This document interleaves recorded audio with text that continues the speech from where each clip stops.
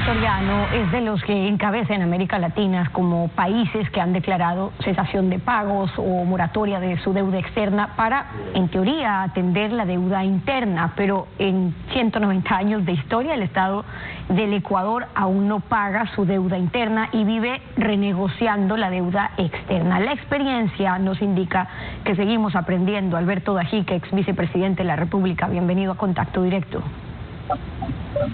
Muy buenos días, Estefi. Buenos días también. La Asamblea aprobó el proyecto de ley de urgencia económica, el de ordenamiento de las finanzas públicas, y allí mantienen el porcentaje del PIB para la deuda externa, les deja hasta el 2022 para que el Estado se pueda encajar, digamos, en ese límite que no se cumple. ¿Es relevante este límite del PIB, que algunos países lo tienen más alto, o debe ponerse más bien un límite en el presupuesto para que no siga pasando lo de siempre, que las asignaciones para capital e intereses de la deuda externa superan a las de salud, a las de educación o a las de seguridad? ¿Qué es más útil? Estefi, es una pregunta muy relevante. El límite de deuda respecto del Producto Interno Bruto es un límite artificial, no muy inteligente. Le voy a dar a usted un ejemplo. Alguien le debe a un narcotraficante $1.000 para dentro de una hora y no los tiene, está muerto. Aunque esos $1.000 sean un 1% de su ingreso anual.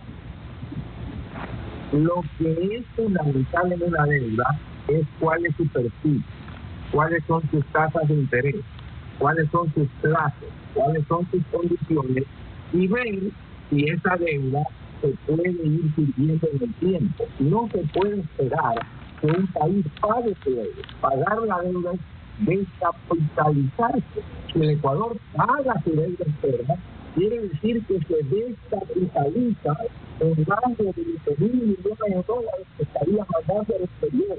Sería con esto. Lo que hay que hacer es servirla. ¿Cuánto cree usted que debe en Japón? 230% de su PIB, pero pide dinero a tasas negativas. Es decir, le paga a la gente al Estado. No se trata de cuánto es la deuda en relación al PIB. Se trata de cómo está estructurada, de cómo está... Ahora, pero esta necesidad de pagar, de cumplir también con los acreedores internacionales para poder seguir endeudándonos, hace evidente que en la Junta de Acreedores del Estado tiene cierta primacía, o tienen cierta primacía los acreedores externos sobre la deuda interna. ¿Por qué? Porque si no, no hay quien preste, o porque de esas negociaciones también han habido beneficios para quienes negocian esos créditos y siguieron endeudando al país. Estefi, hay algo que el Ecuador tiene que entender, que nos diferencia fundamentalmente de todos los países que tienen moneda propia. El dinero que usted y que los ciudadanos usan para pagar cosas que tienen en billetes, el dinero que está en los bancos, los depósitos que hay en los bancos, se originan en el exterior. No emitimos dinero. Si el Ecuador rompe con el flujo de créditos que viene del exterior, rompe con la posibilidad de traer dinero del exterior, nos quedamos sin medios de pago. Aquí no es tan fácil decir: métale un puntapié a los acreedores y deje de pagar, porque entonces no hay dinero en circulación, no viene el dinero de afuera. ¿De dónde viene el dinero? De las exportaciones. ¿Están en un boom las exportaciones? No, los precios están deprimidos, banano, camarón, el mismo petróleo. Los ecuatorianos van a mandar grandes remesas del exterior. No, no van a venir, están en España, en Estados Unidos sin trabajo. Entonces, ¿de dónde durante esta crisis va a venir recursos? Entonces, ahí hay dos realidades. Por un lado, esa de que vamos a necesitar esos recursos de los acreedores también para hacer esos pagos a los acreedores más bien. Y luego otra realidad, y es que si el país no genera los suficientes ingresos para cubrir sus gastos, se van a necesitar recursos externos para poder atender, aunque sea parcialmente, esa deuda interna, lo que tenemos en salud, en educación, en seguridad, en el IES, estamos hablando ahora, viendo la crisis en los gobiernos autónomos seccionales, los fondos de garantía del sistema financiero, los subsidios, pero ¿no quedaría en el aire un poco endeudarse para pagar deuda si no se establece en el presupuesto un límite para la deuda externa y garantizar pagos de la deuda interna? Estefi, lo lógico en un país que ha madurado es tener en su Ministerio de Finanzas precisamente una dependencia que evalúa todas esas cosas y en función de esas cosas, no del porcentaje con respecto al PIB, se decide si una deuda se debe o no se debe tomar. Hoy, por ejemplo, si alguien nos da 15 mil millones de dólares a 3 meses plazo, no los debemos tomar. Eso es lo que se debe hacer. Ahora bien, el problema de los atrasos, el problema de haberle inundado al Seguro Social con bonos del Estado, el problema de habérsele llevado la liquidez al Banco Central y haberle dado bonos, de retener el IVA, todos tienen un mismo origen: un perverso modelo de la FARC, Familia Revolución Ciudadana, que duplicó el tamaño del Estado del año 2007 al 2017 y que no ha sido corregido a fondo por el actual régimen. Ese Estado obeso, gigante, despilfarrador, que metió toda la plata de todo el mundo en una refinería que hoy está parada, en centrales hidroeléctricas que no funcionan, que tienen sobreprecio y que están mal diseñadas. Todo eso es lo que nos ha llevado a estar donde estamos hoy. Ahora, ¿qué alternativas tenemos en esas circunstancias? La pandemia ha afectado a la economía global. La solución no podría ser que esos grandes bloques comerciales de Estados Unidos, China, la Unión Europea, apuntalen a los socios comerciales, aunque sean pequeños, para poder reforzar la recuperación. Digo, no se puede aspirar a soluciones como en su momento lo hizo Estados Unidos con los bonos Brady para ayudar a salir de la deuda. ¿Por qué no seguir en la mira con la Reserva Federal de Estados Unidos, por ejemplo? ¿Es utópico aspirar a una suma más grande para no seguir cada trimestre intentando sobrevivir con puchitos que solo sirven para pasar el bache? No es utópico. El problema es que hay muchos intereses. Aquí quien debe jugar el rol fundamental de proveer liquidez al mundo es el Fondo Monetario Internacional, que es una especie de banco central de bancos centrales. El Fondo Monetario emite los derechos especiales de giro. Para emitir derechos especiales de giro, el Fondo Monetario no necesita aumentar su capital porque es un fondo. El Banco Mundial tiene límites en cuanto puede dar porque es un banco y tiene unas normas que cumplir. El Fondo Monetario basta con una autorización de su directorio, que lamentablemente cuando esto se propuso, los Estados Unidos se opusieron.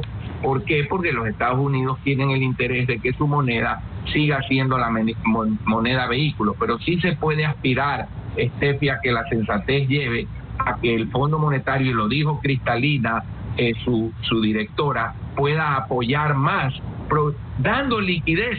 Por ejemplo, emitir derechos especiales de giro y dárselos a 30 años plazo a los países.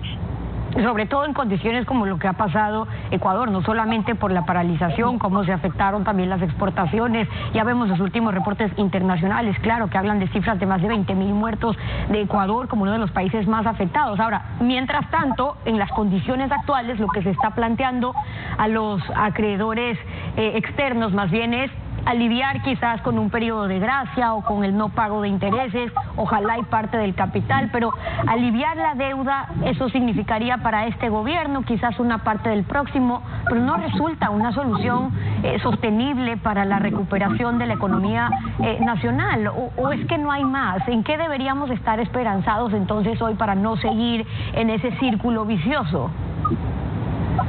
Estefi, la refinanciación o reperfilamiento que se plantee ya lo veremos, pero ciertamente deberá contemplar un alivio de muchos años, no solamente de 1 o 2 años. Ahora, los países pagan sus deudas. Si es un país que necesita capital, debe pagar el capital. No, debe mantener una deuda razonable. ¿Usted cree que las grandes empresas del mundo cada vez deben menos?